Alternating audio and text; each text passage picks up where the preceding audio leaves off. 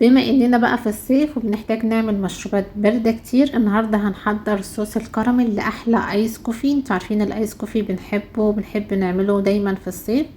القوام بتاعه زي ما انتوا شايفين بيبقى ثابت جدا على الكوباية، والحلو فيه ان احنا هنعمله بمكونين بس يعتبر. انتوا عارفين ان صوص الكراميل لو هتشتري العلبة الكبيرة وبراند حلو بيكون سعرها غالي شوية، لان النهاردة هنعمل صوص الكراميل الحلو ده زي ما انتوا شايفين ثابت جدا على الكوباية وحلو قوي قوامه مظبوط لاحلى ايس كوفي. تعالوا نشوف الطريقة والمقادير.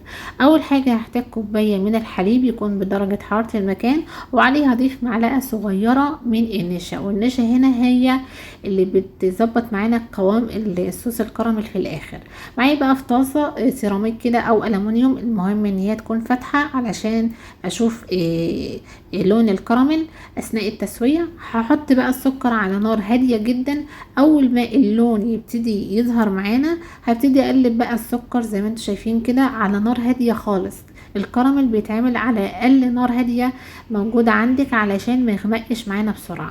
اول ما السكر يدوب معانا كده هبتدي انزل بقى بمكعب من الزبدة بمقدار معلقة كبيرة من الزبدة، ودي بتخلي طعم معانا طعم الصوص الكراميل حلو قوي.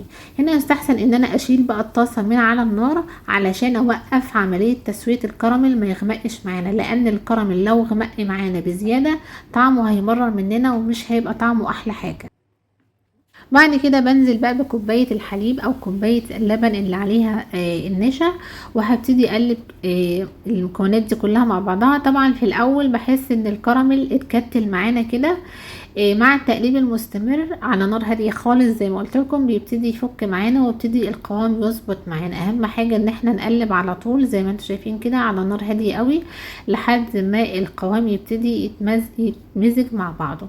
طبعا ملحوظه مهمه جدا ان احنا ضايفين نشا، فلازم النشا تستوي بعد 3 دقايق او 4 دقايق كده. انا هنا بضيف رشه ملح علشان تظبط معانا الطعم. بنحاول ان احنا ندوق صوص الكراميل علشان نشوف لو النشا لسه موجودة فيه. لو طعم النشا لسه موجودة فيه بنكمل التقليب لحد ما تستوي. هنا بقى بعد ما قفلت عليه زي ما قلت لكم اخد معايا حوالي 4 أو 5 دقايق رشة بسيطة من الفانيليا كده علشان يكون الريحة بتاعة الكراميل او صوص الكراميل دي حلوة قوي. اول ما يوصل معاكم القوام ده زي ما انتم شايفين انا بعمل خط كده علشان اوريلكم القوام بتاع الكراميل هنا مظبوط وحلو قوي. وطبعا زي ما قلت لكم بندوقه الاول علشان نتأكد ان طعم النشا استوى فيه. لتجهيز بقى احلى كوباية ايس كوفي واسرع كوباية ايس كوفي بنضيف كيس من النسكافيه الغير محلى طبعا في ازازة تكون صغيرة.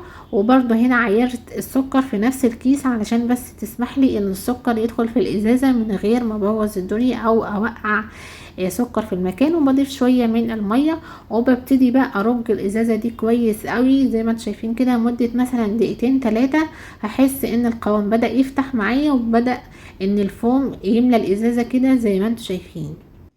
لو انت عندك بقى المضرب بتاع النسكافيه ده اشتغل بيه، لو انت عندك الازازة اشتغلي بيها الطريقة اللي تريحك. وهنا بقى ده صوص الكراميل بعد ما سبته يبرد تماما. ده القوام المظبوط الحلو ليه زي ما انتم شايفين. لو انت حاسه ان القوام تقيل معاكي ممكن تخففيه بمعلقه من اللبن.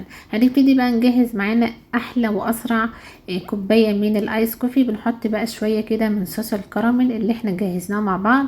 عايزه اقول لكم قوامه مظبوط وحلو جدا زي ما انتم شايفين وثابت قوي في الكوبايه، وبيفضل معاكم معلم كده في الكوبايه بتاعه الايس كوفي لحد ما تخلصوا او تشربوا الكميه كلها. وبينفع برضو في تزيين الحلويات، ينفع معاكم تضيفوه كده على بولات من الايس كريم الفانيليا برضو بيبقى لذيذ عليها كده.